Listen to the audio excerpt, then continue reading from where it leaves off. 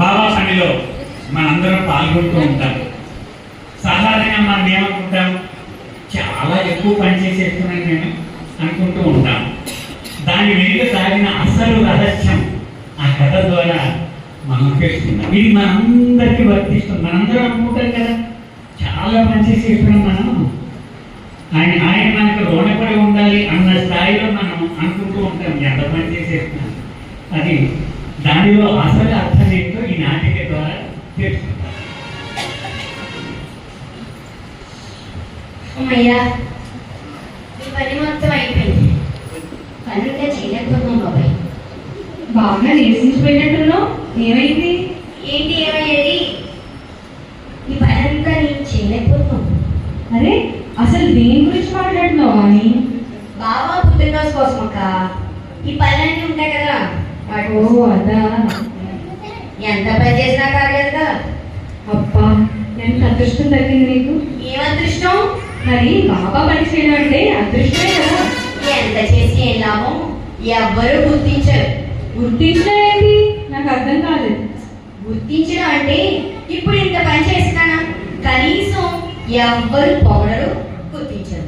అబ్బా ఎంత బాగా చేసావంటే వాడిని ఏమైపోతుంది? పొగిడితే ఏం చేస్తావు? పొగిడితేనే కరెక్ట, ఇంకా పని చేయాలనిపిస్తుంది.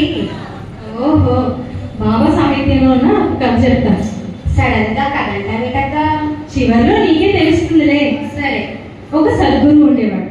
అతని శిష్యులలో బాగా సంపన్నుడైన ఒక శిష్యుడు ఉండేవాడు.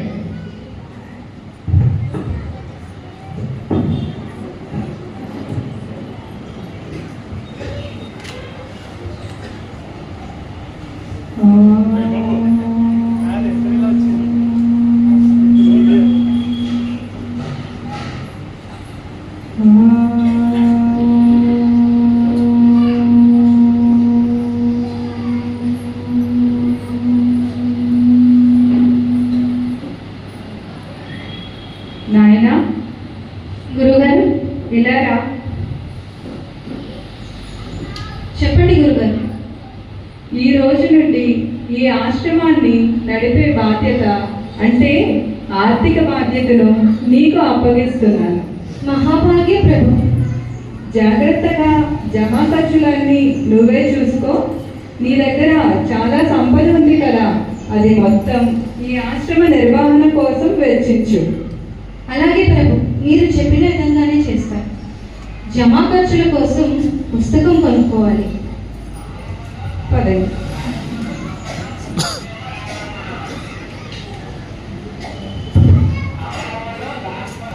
ఇలా ఆశ్రమానికి సంబంధించిన ఆర్థిక బాధ్యతలన్నీ ఆ శిష్యుడే చూసుకునేవాడు.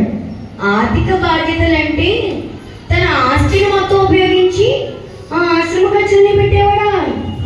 అవును, చాలా శ్రద్ధగా ఆ గురువు ఇచ్చిన బాధ్యతను నిర్వర్తించేవాడు. మంచిదేగా, అంత కష్టపడి శిష్యుణ్ణి మెచ్చుకోవాల్సిందే. ఇక్కడే ఒక చిక్కొచ్చి పడింది. ఏంటది? ఇప్పుడు తన ఆర్థిక స్తోమతనంతా వాడి ఆశ్రమ నిర్వహణ చేసేవాడా? మరి మెచ్చుకోవాలి కదా. కానీ ఆ గురువు అందరి శిష్యులతో పాటు ఈ శిష్యుడిని కూడా సమానంగా చూసేవాడు. ఒక్కరోజు కూడా ఎంత బాగా చేసావు అని పొగిడేవాడు కాదు. ఇలా రోజులు గడుస్తూ ఉంటాయి. గురువు గారు అసలు నన్ను ఏమాత్రం పట్టించుకోవటం లేదు. నేను చాలా కష్టపడి డబ్బు అంతా ఖర్చు పెడుతున్నాను, జమా ఖర్చులు రాస్తున్నాను. నా ఆస్తి అంతా ఈ ఆశ్రమానికి ఆర్థికంగా ఉపయోగిస్తున్నాను. అన్ని సామాన్లు సమకూరుస్తున్నాను. అయినా సరే గురువుగారు నన్ను ఒక్కసారి కూడా ఆహా ఎంత బాగా చేశావు అని అనరేంటి? నాకేం అర్థం కావటం లేదు. ఎన్ని సంవత్సరాలు గడిచిపోయాయి, ఇంత చేసినా కూడా గురువుగారు నన్ను అందరితో సమానంగానే చూస్తున్నారు. అసలు ఏంటి? అయినా ఈ వాళ్ళతో నా ఆస్తి అంతా ఖర్చు అయిపోయింది. రేపటి నుంచి మా గురువు గారు ఈ ఆశ్రమాన్ని ఎలా నడుపుతారో చూడాలి. అసలు ఆర్థికంగా ఎలా నడుపుతారో చూద్దాం.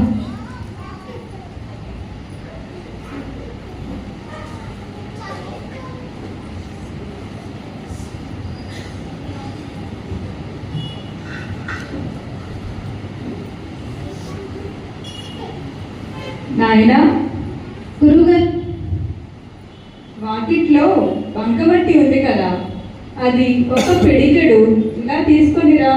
అలాగే గురువుగారు.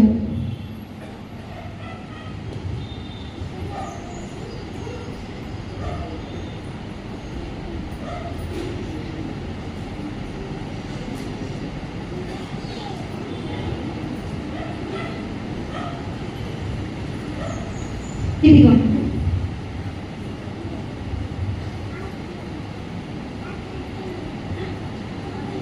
ఇదెలా సాధ్యం? దీన్ని బంగారం దుకాణానికి తీసుకొని వెళ్ళు. జాగ్రత్త, దీన్ని అమ్మవద్దు సుమా. కేవలం దీన్ని వెలయంతో కట్టించి తీసుకురా. మొత్తం నయా పైసలతో సహా దీని వెలయంతో కట్టించి నాకు చెప్పు. అలాగే ప్రభు.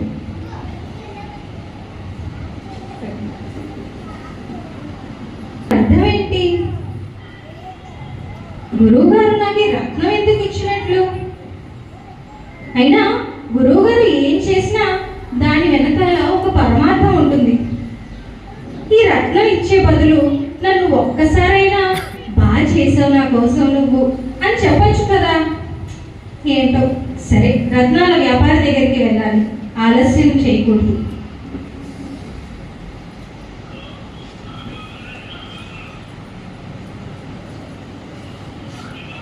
అసలు ఇది ఎలా సాధ్యం? ఈ రత్నాల వ్యాపారికి నేను ఎంత ఆస్తి ఖర్చు పెట్టానో అంత విలువ ఎలా తెలుసు? అయినా ఈ రత్నం యొక్క విలువ నేను ఎంతైతే ఆస్తిని ఖర్చు పెట్టానో దానికి సమానంగా ఉండడం ఏంటి? అసలు గురువుగారు కావాలంటే ఆర్థికంగా ఈ ఆశ్రమాన్ని చూసుకోవచ్చు. నాకు ఎందుకు ఇచ్చినట్లు? నేను ఎంత పొరపాటు చేశాను.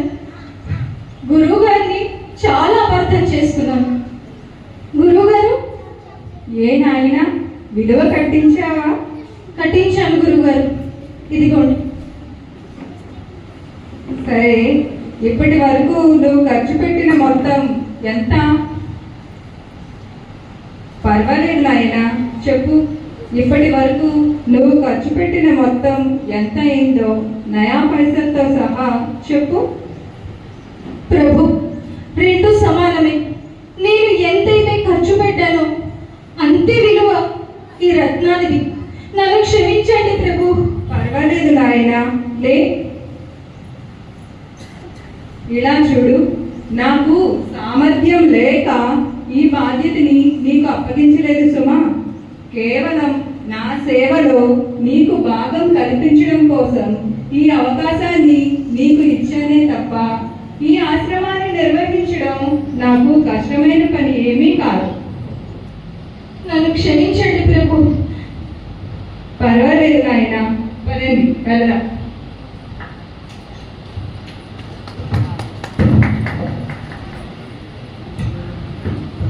ఇప్పుడు చెప్పు, దీన్ని బట్టి నీకు ఏమర్థమైంది? నిజమే, బాబా పని నాకు లభించడం నా అదృష్టం. నేనే గొప్ప, నేను లేకపోతే ఈ పని ఏమీ జరగదు అని గర్వంగా అనుకున్నాను. కానీ భగవంతుడు నాకు ప్రసాదించిన వరమని భావించలేకపోయాను. నన్ను క్షమించండి బాబా, నేను ఇంకెప్పుడు ఇలా అనుకోను. మనకి బాబా ఆయన పనులు చేసే భాగ్యం ఇవ్వాలని కోరుకుందాం. సరే, పద వెళ్దాం.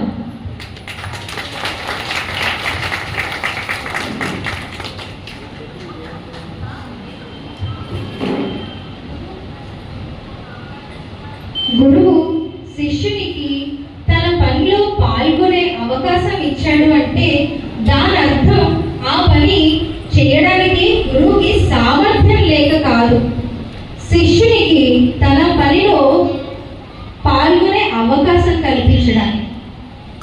అలా మనం బాబా పని చేసినప్పుడు ఆ పని బాబా మనకు ఇచ్చిన మహాప్రసాదంగా భావించాలి. కానీ బాబానే మనపై ఆధారపడి ఉన్నారు అనుకోవడం అవివేకమే అవుతుంది. బాబా ఏమన్నారంటే, నా పనిని నేను ఒక్కడినే మీరు పుట్టక ముందు చేస్తున్నాను, మీరు వెళ్ళిపోయిన తర్వాత కూడా చేసుకుంటూనే ఉంటాను. కనుక నా పని